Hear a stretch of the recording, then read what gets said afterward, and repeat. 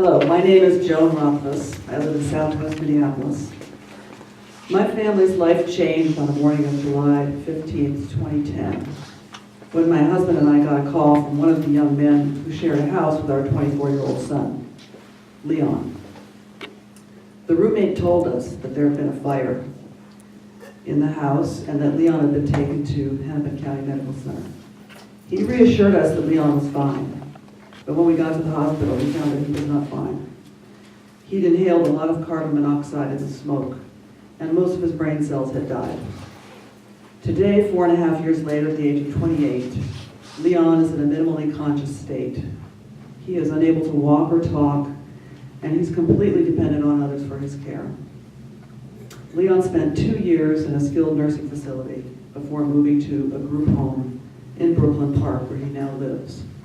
My husband and I visit him daily and assist the staff there with his cares. Leon's only income is $889 a month in Social Security disability insurance. Most of that goes to his group home to pay for the room and board. Minnesota's Medical Assistance Program, or MA, pays for the services he receives at the group home and other expenses related to his care through a program called Community Alternatives for Disabled Individuals, or AKA the CADDY waiver. Without the CADDY waiver, Leon would have to live in a skilled nursing facility, a very grim place for a young man to spend the rest of his life.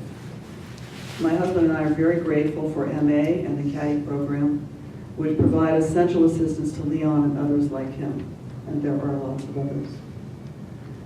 However, there's one aspect of MA that is terribly unfair, and in order to receive services such as the CADDY waiver, disabled people can't have more than $973 a month in income. If their income is $1 higher than this, they become ineligible for MA unless they spend it down on medical expenses until their maximum income is $729 per month.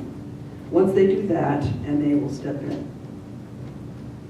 Now, don't get me wrong, MA is a great program, but the current spend down standard forces some disabled people to live on $729 per month if they want to receive MA. This is well below the federal poverty guideline.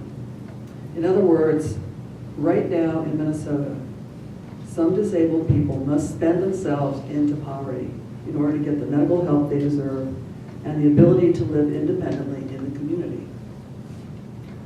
Leon's income is below $973, so he is not subject to the MA spend down. But I'm here anyway because I want to advocate for other people like him who can't speak for themselves. During the past 4 years since Leon's injury, I've met many disabled people who've had to choose between living independently and receiving the medical help that they need.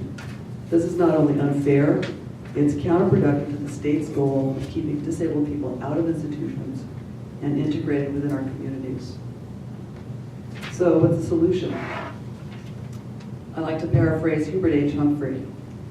He said the moral test of a just society is how it treats its most vulnerable citizens. I'm proud to live in Minnesota, which has always been a leader in providing humane and generous social services to those in need, but we can do better.